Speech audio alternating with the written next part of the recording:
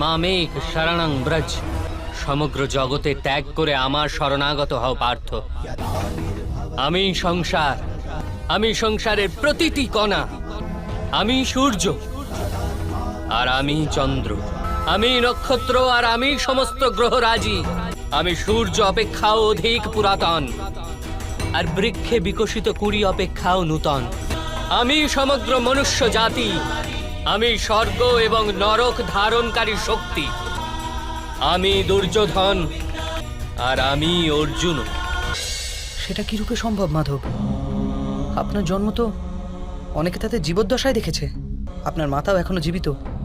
যার গর্ভ থেকে আপনি জন্মেছেন, আপনি চিরন্তন আর অবিনশ্বর কি রূপে হতে পারেন? তুমি কেবল শরীর দেখছো, আর আমি আত্মার কথা বলছি। আমার অনেক জন্ম হয়েছে পার্থ, আমি অনেক অবতার রূপ ধারণ করেছি।